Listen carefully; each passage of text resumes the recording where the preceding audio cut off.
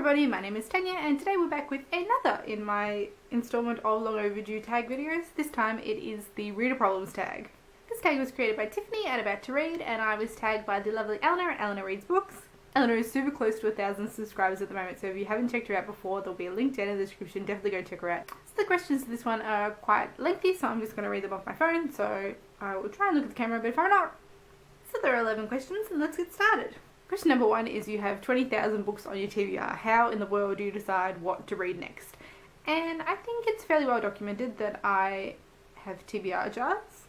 I haven't been very good at using them lately because there's been so much stuff on BookTube that I just have seen and really want to join in on or really want to do, or I do have my set goals that I'm trying to hit this year, so they're all things that I use to choose my book that I read next. But if I'm stuck, I've got a huge selection of TBR jars that I can dip into, and I've made a video all about that which I will link down below, but I have several and they are huge, so plenty of choice in them. Question number 2 is you're halfway through a book and you're not loving it. Do you quit or are you committed?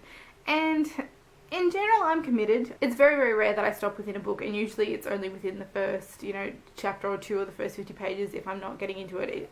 If I've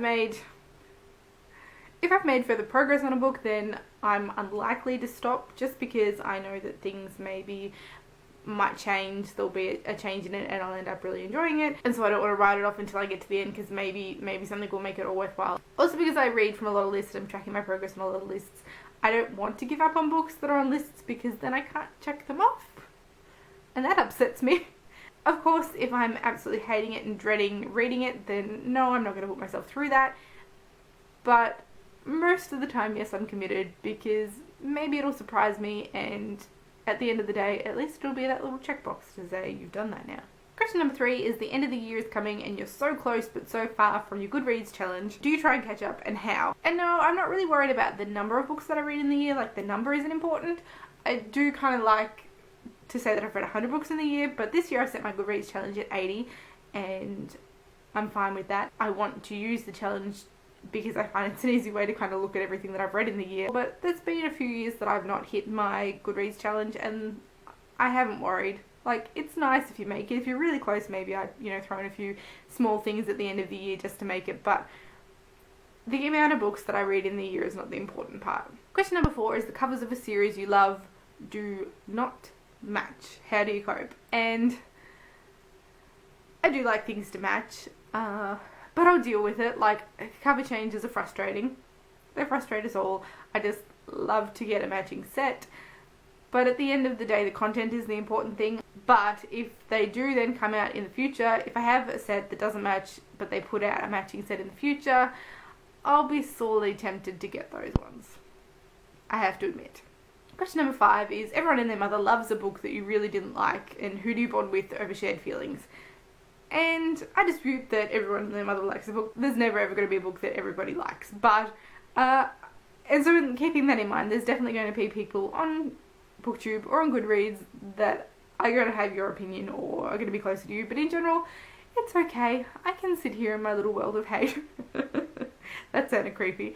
But there are all types on BookTube and we all appreciate different things. And I know there'll be somebody out there that thinks the way that I do. Question number 6 is you're reading a book and you're about to start crying in public. How do you deal? And I don't really cry in books. I mentioned this in one of my recent videos.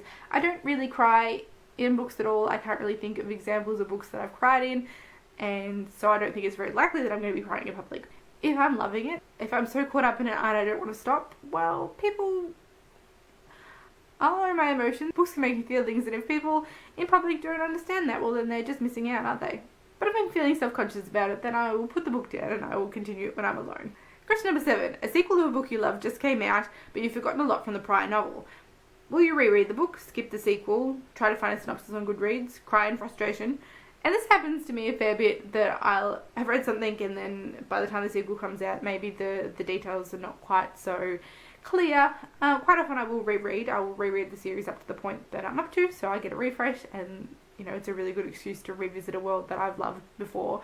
But if I don't have time for that, then maybe Wikipedia is a good thing. Usually you get quite a lot of spoilery stuff happening on Wikipedia, but spoiler reviews or other kind of resources on the internet will spoil everything. but I definitely wouldn't skip the sequel if I couldn't remember the first one. If I wanted to read it, I'll make it work. Question number 8 is you don't want anyone borrowing your books. How do you politely tell people nope when they ask? And I don't mind lending out books. Like, I've got such a large collection, I don't mind lending out books. There's not many people that I do lend to because there's not a lot of people who ask, and I do trust the people who I do lend to. But if it's something that I'm particularly attached to and I don't want people to borrow it, then I'll say that. I'll just explain that no, I'm not comfortable with lending that one out and sorry. Question number 9 is reading ADD. You've picked up and put down 5 books in the last month. How do you get over your reading slump? And for this, I think revisiting an old favourite that you know you're going to love and you know that you're going to be able to devour, choosing something light and easy just to get yourself reading again. I think maybe changing up what you're trying to read. So if you've been reading a lot of one genre or style, maybe you're bogged down and to try something different. But I think my first reaction, if nothing's working, is to go back and revisit an old favourite because you know that you're going to love that and that you'll get immersed in that world. Question number 10 is there are so many books coming out that you're dying to read. How many do you actually buy? And lately I've not been so bad, but in the past, all of them? Lately I've been a little bit more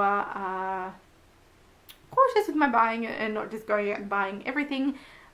But if there's something that I really want, then yes, I will buy it and probably am more likely to buy it when it's released than waiting for it. Even though it'll, you know, come out in a different edition that'll be cheaper, it would make sense to wait.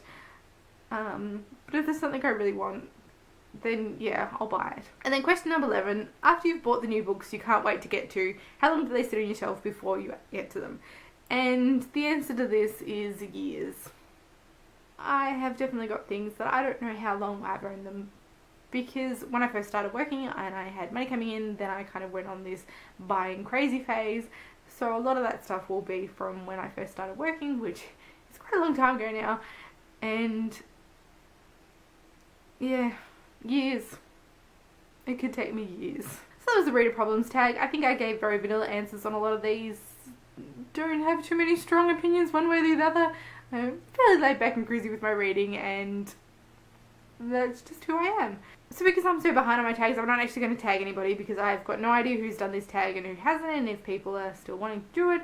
But if you are interested in doing this tag, then I tag you, and definitely let me know that you've done it so I can go and watch your video. As always, thank you all for watching, and I will see you next time. Bye!